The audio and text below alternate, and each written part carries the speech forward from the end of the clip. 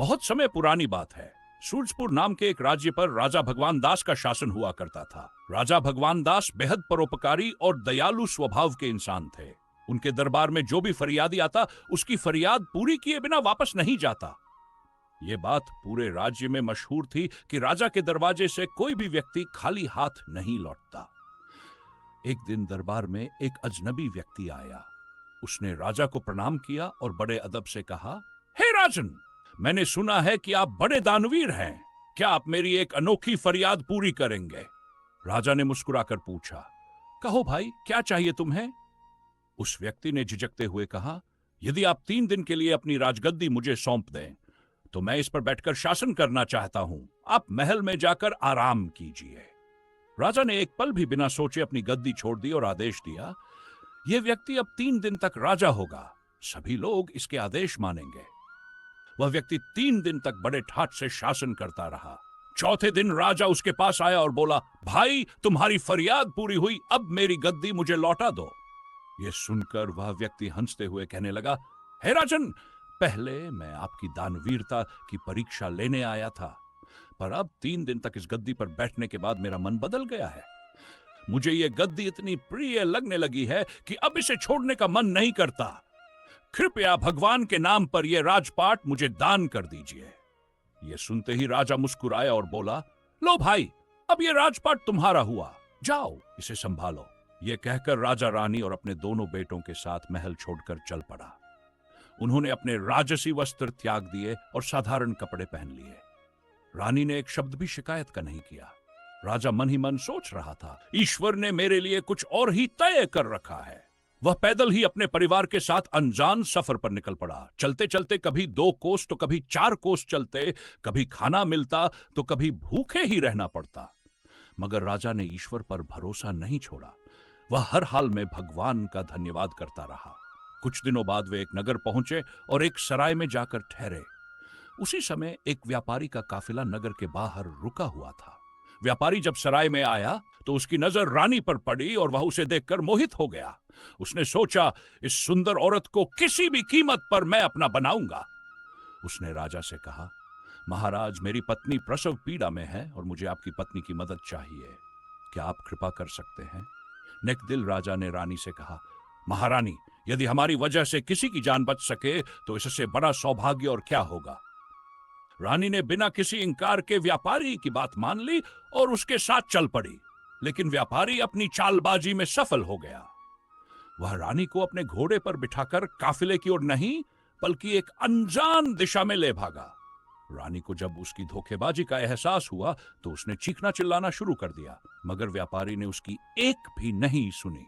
दूसरी ओर राजा सराय में इंतजार करता रहा, पर जब रानी नहीं लौटी तो वह परेशान हो गया। राजा ने अपने बेटों को साथ लिया और व्यापारी के काफिले को खोजने निकल पड़ा। उसे पश्चिम दिशा में धूल उड़ती दिखी। उसने सोचा, जरूर काफिला उसी तरफ गया होगा। आगे घना जंगल मिला, मगर रानी को बचाने की उम्मीद में राजा जंगल में घुस गया। तभी सामने एक नदी आ गई। राजा ने पहले छोटे बेटे को कंधे पर बिठाया और नदी पार करने लगा, मगर तभी बड़े बेटे की चीख सुनाई दी। उसने पीछे मुड़कर देखा, भेड़िया उसके बेटे को खींच रहा था। राजा घबरा गया और इसी घबराहट में उसका छोटा बेटा कंधे से फिसलकर नदी में जा गिरा। राजा दोनों बेटों को बचाने में असमर्थ रहा। एक भेड़िए के जबड़े में चला गया और दूसरा नदी की तेज धारा में बह गया। राजा दुखी मन से जंगल से बाहर निकला और चलते चलते एक नगर पहुंच गया। वहां देखा, लोग एक खुले मैदान में इकट्ठा हैं। पूछने पर पता चला कि पुराने राजा की मृत्यु के बाद नए राजा के चयन के लिए बाज छोड़ा गया है। जो भी व्यक्ति भाग्यशाली होगा, बाज उसके सिर पर बैठकर उसे राजा घोषित करेगा। किस्मत देखिए, जैसे ही राजा वहां पहुंचा, बाज सीधा उसके सिर पर बैठ गया। लोग जय जयकार करने लगे। महाराज की जय हो। राजा ने कहा, मैं तो अपना राजपाट छोड़ चुका हूं, मुझे अब किसी राज्य की आवश्यकता नहीं। मगर जनता की जिद के आगे उसे राजा बनना पड़ा। वह फिर से राजगद्दी पर बैठ गया, मगर मन में रानी और बेटों की याद उसे हर पल सताने लगी। क्या आप चाहेंगे कि मैं इसे पूरी कहानी के रूप में आगे बढ़ाऊं? यह कहानी तो अद्भुत मोड़ से भरी हुई है। जब वो व्यापारी राजा के पास पहुंचा तो किस्मत ने भी उसे नहीं पहचाना। और वो रात जब दोनों भाई पहरा दे रहे थे, छोटे भाई को नींद आने लगी, तब बड़े भाई ने वो दर्द भरी कहानी सुनाई। अरे भाई, मैं एक राजा का बेटा हूं। मेरे पिता की न्यायप्रियता का डंका बजता था। जैसे ही कहानी आगे बढ़ी, छोटे भाई की आंखों में आंसू छलक पड़े। भाई, वो नदी में गिरने वाला बच्चा मैं ही था। फिर दोनों गले लगकर फूट फूट कर रोने लगे। उनका यह हाल देखकर खेमे के अंदर बैठी रानी चौंक उठी। क्या बात है बच्चे, क्यों रो रहे हो? जब लड़कों ने अपनी कहानी सुनाई तो रानी भावुक हो गई। तुम अपनी मां को नहीं पहचान सके मेरे बच्चों, ये कहते हुए वो दोनों से लिपट गई। इसी बीच जब राजा को सारा सच पता चला तो उसने तत्काल व्यापारी को गिरफ्तार करने का आदेश दिया। व्यापारी भागने की कोशिश में था, मगर राजा के सिपाहियों ने उसे दबोच लिया। अगले दिन न्यायप्रिय राजा ने व्यापारी को कठोर सजा सुनाई और उसकी संपत्ति जब्त कर ली। और वो आदमी जिसे राजपाट सौंपा गया था, अहंकार में डूबा वो राजा अत्याचारी बन बैठा। प्रजा त्रस्त हो गई, मंत्री भी परेशान। आखिरकार एक मंत्री ने साहस दिखाकर अत्याचारी राजा का अंत कर दिया। फिर सभी दरबारियों ने मिलकर अपने पुराने सच्चे राजा को वापस बुलाया। राजा भी अपने लोगों का प्रेम देख भावुक हो उठा।